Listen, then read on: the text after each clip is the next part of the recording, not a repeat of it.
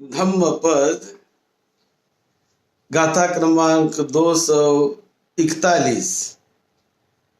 आज दिनांक 21 अक्टूबर 2020।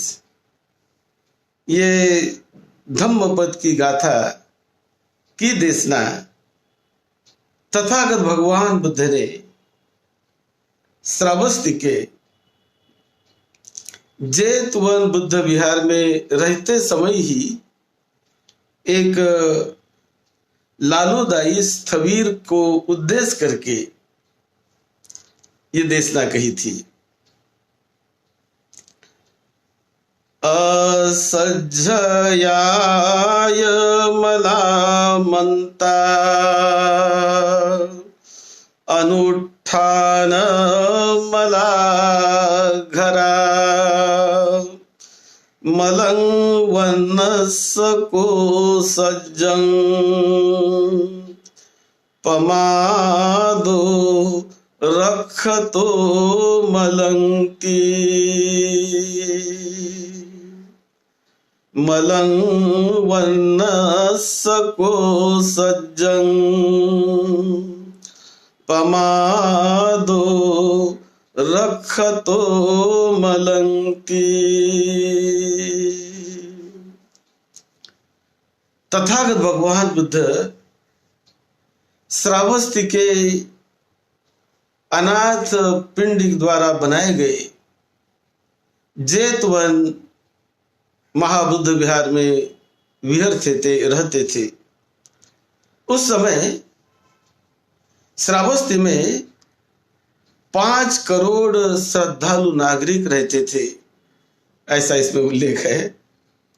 5 करोड़ श्रद्धालु नागरिक रहते थे और 2 करोड़ सर्वसाधारण पृथक जन रहते थे।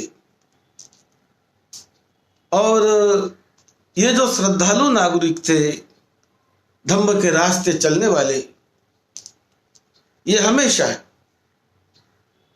प्रातः काल उठकर सुबह दान देने का संकल्प करते। भिक्षु को नाश्ते की व्यवस्था करनी चाहिए, दान की व्यवस्था करनी चाहिए, कुशल कार्य करना चाहिए। इस प्रकार का श्रद्धालु लोग प्रातः सुबह उठते बराबर ऐसे काम में लग जाते थे। और उसके बाद प्रातः काल हो गया, सुबह हो गई, तो बाद में कभी दोपहर के समय, मध्याह्न के समय ये श्रद्धालु लोग कभी भोजन की व्यवस्था करते, विहार में कभी भोजन लेकर जाते, कभी घी लेकर, कभी तैल लेकर, कभी मधु, फानित, वस्त्र आदि जो उपयोग में आने वाली चीजें है, उन सभी को वे लेकर जाते थे दोपहर में। और लेकर जाना, आना, रहना और वहां जाकर धम्म श्रवण करना, ध्यान साधना करना, मेडिटेशन करना।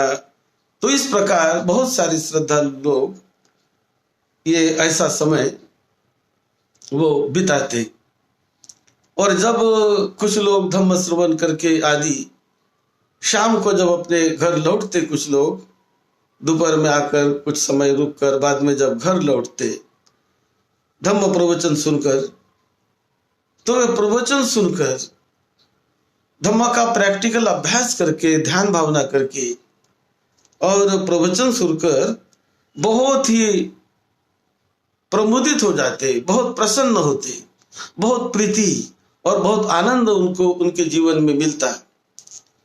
तो ये प्रसन्न होते समय प्रवचन सुनने के बाद जब अपने घर जाते वो, तो घर जाते समय रास्ते में गुणगान करते, सारीपुत्त का गुणगान, मुगल लाइन का गुणगान, बुद्ध का गुणगान। कितनी अच्छी बात तथागत बुद्ध ने हमें सिखाई, कितनी अच्छी बात हमें सारीपुत्त महामुगल लाइन ने सिखाई आदि।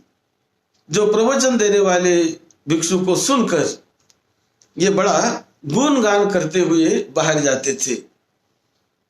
तो गुणगान करके जाते समय एक लालू दाई नाम का जो स्थवीर था, तो लालू दाई स्थवीर उन्हें जाते देखकर वो कहता था कि जब तुम इन लोगों को सुनकर इतना गुणगान करते हो, तुम मेरा प्रवचन सुनकर क्या करोगे? ये तो कहना मुश्किल है। यदि मेरा प्रवचन सुनोगे तो उसे जानकर तुम तो और भी कुछ अच्छा कहोगे। इस प्रकार का वो कभी कभी कमेंट करता था। तो ये लोग जाते ही सुनते थे उसको कि ये लालू दाई स्थवीर ऐसा करता है।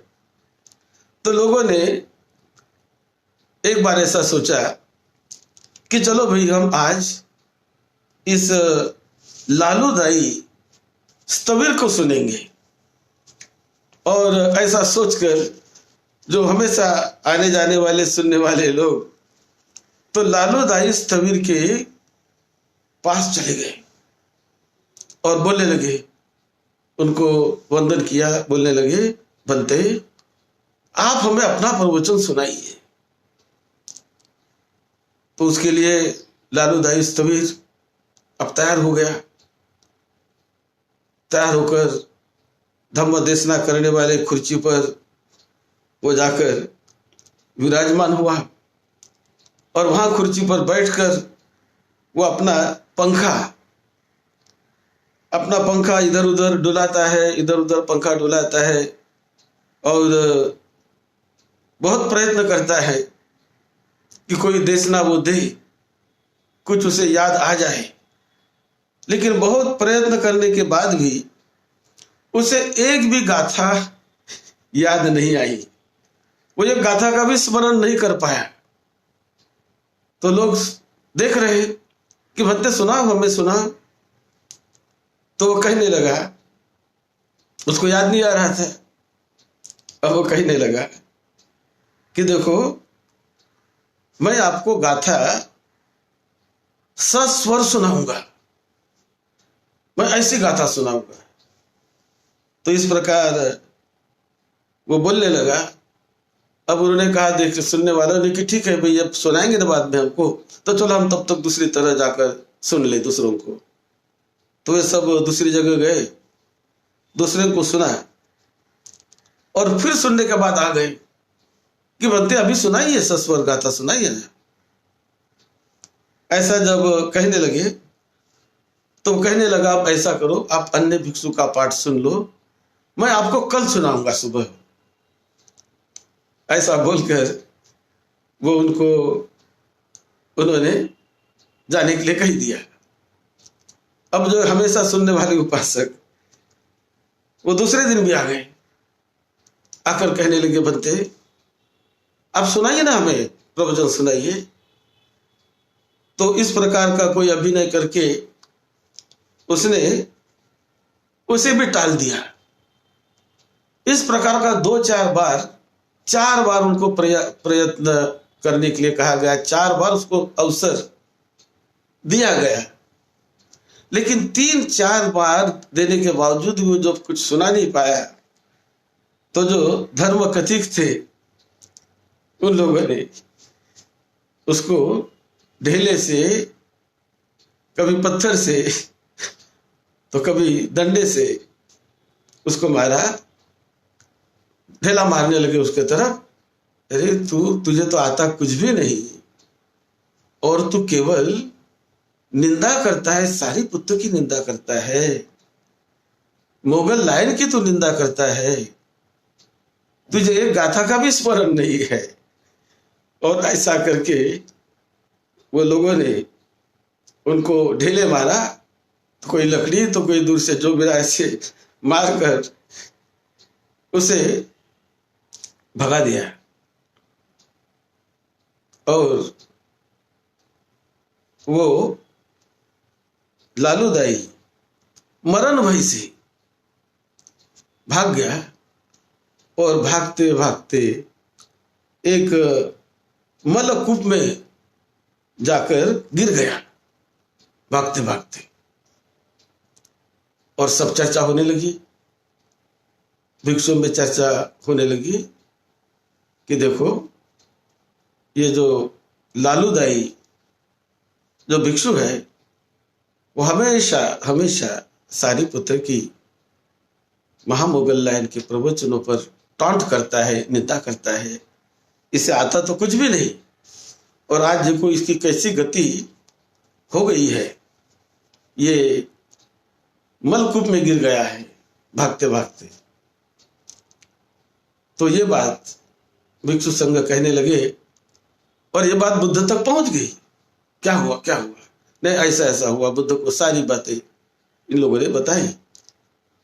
तो बुद्ध ने कहा ये जो लालूदाई है ये तो अल्प अभ्यास वाला है, और ये आज ही नहीं ये गिरा, ये इसके पहले भी एक बार ऐसे ही मलकूप में वो गिर गया था। इसका स्वभाव है निंदा करना।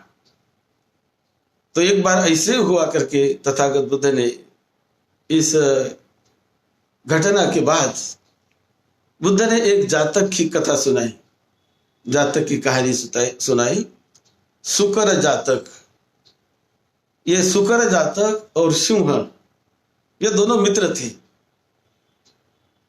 तो बुद्ध ने वो बड़ी डिटेल लंबी कहानी सुनाई। तो ये जो दोनों मित्र थे सुकर और सिंह, और एक बार ये जो सुकर है तो वो सिंह को कहता है कि देखो भाई तुम भी चतुष्पाद हो, मैं भी चतुष्पाद हूं, मुझे भी 4 पैर है, तुझे भी 4 पैर है, और तुम ठहर क्यों नहीं जाते? तुम ठहरो, रुको, तुम क्यों डर कर भाग जाते हो? तुम क्यों भाग रहे हो? वो सिंह को बोलने लगा कि तुम क्यों भाग रहे हो? सुकर बोलने लगा। सुकर का मतलब वो क्या, उसे सुअर कहते हैं या ऐसा कुछ, वो सुकर। तो वो सिंह को कहने लगा तुम क्यों भाग रहे हो? तो सिंह कहने लगा हे सुकर, तू अपवित्र गंदे बालों वाला है, तू अपवित्र गंदे बालों वाला है, तेरे शरीर से दुर्गंध आती है, और तुझे यदि मुझसे युद्ध करना है सुकर, ऐसी यदि तू इच्छा रखता है मुझसे युद्ध करने की, तो मैं अपने को पराजित घोषित कर देता हूं। सिंह कहने लगा उसको, मैं अपने को पराजित घोषित कर देता हूं और तुझे विजयी घोषित कर देता हूं। ठीक है भाई, तेरी विजय, ऐसा कह के वो सिंह ने वो सुकर को इस प्रकार के उत्तर दिया। यह छोटी सी कहानी तथागत बुद्ध ने बताई। तो लालूदाई ये ऐसा ही है, ये स्मरण नहीं करता, अभ्यास नहीं करता, ये कोई ध्यान नहीं देता, स्वाध्याय नहीं करता। तो ये स्वाध्याय न करना, केवल इसकी उसकी निंदा टीका बैठे हुए करते रहना, ये तो स्वाध्याय का इसे मल माना जाता है। जिनको समय मिलता है उन्होंने स्वाध्याय करना चाहिए, बार बार मंत्र का पठन करना चाहिए।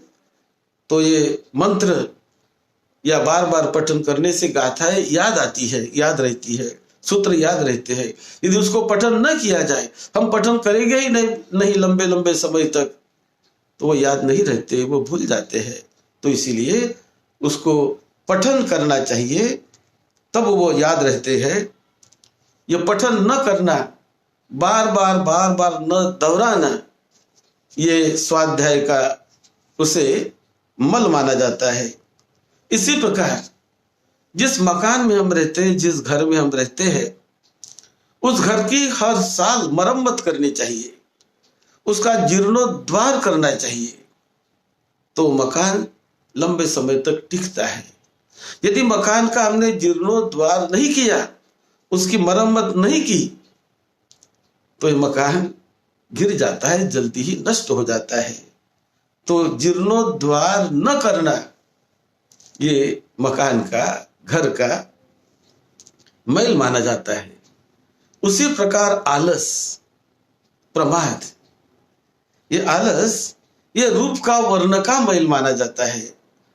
तो हमने आलस को हमेशा टालने का प्रयास करना चाहिए।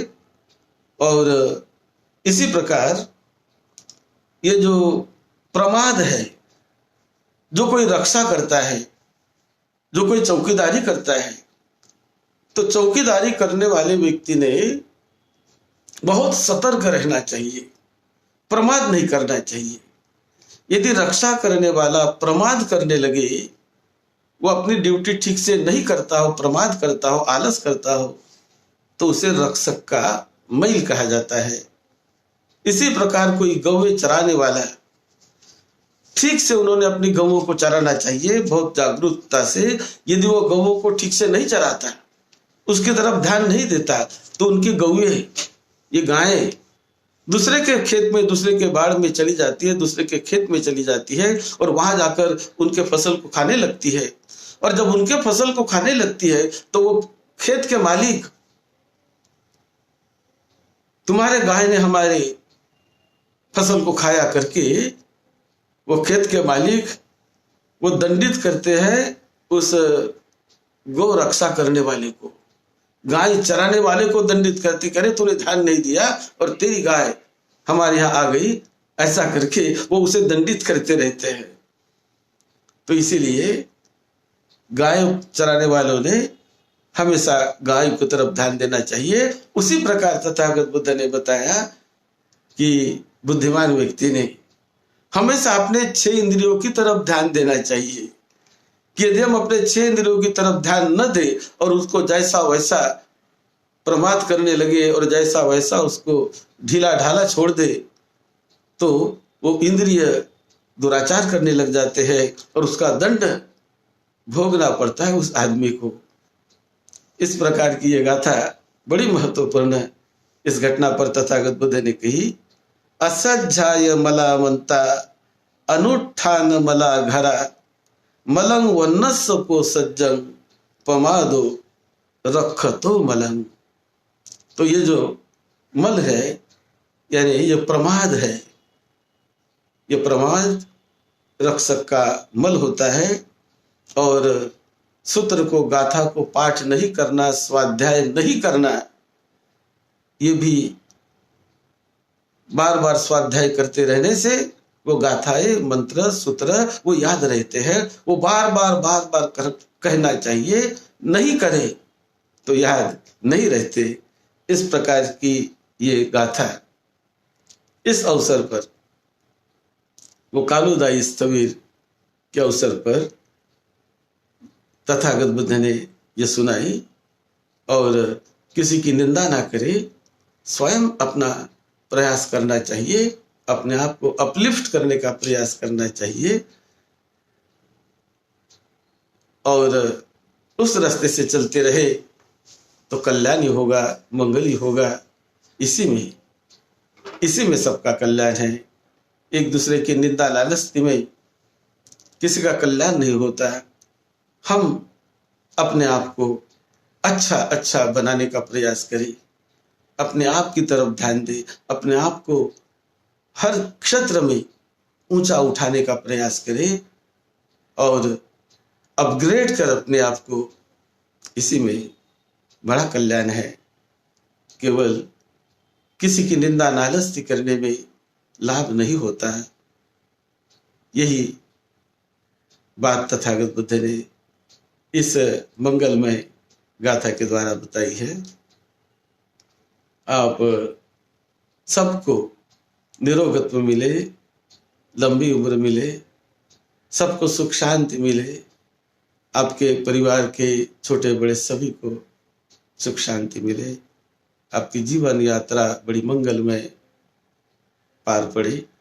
यही मंगल मैत्री के साथ सद्धम्म की सेवा में, आपकी सेवा में डॉक्टर भदंत राहुल बोधी महाथेरो। आप हमारे YouTube चैनल में जाइए, बुद्ध के बड़े दूर में प्रवचन, वहाँ YouTube चैनल में जाकर भदंत, डॉक्टर भदंत राहुल बोधी ऐसा नाम लिखिए, doctor Bhadant Rahul Bodhi small letter में YouTube में सर्च में जाकर, तो चैनल में हमारा चैनल, वहाँ पर बहुत सारी तथागत बुद्ध की ओरिजिनल प्रवचन हिंदी में वहाँ पर आपको मिलेंगे। उसे जरूर सुनिए, अपने दोस्त मित्रों को भेजिए और सब्सक्राइब कीजिए ताकि अगली क्लिप आपको तुरंत मिल जाए। और एक बार नहीं, बार बार बुद्ध की वाणी, ये प्रवचन बार बार जितना हम धम्म को सुनते हैं उतना उतना हमारा कल्याण होता है, उतना मंगल होता है। इसी में सबका मंगल है। आप सबको सुख शांति मिले, मंगल हो, मंगल।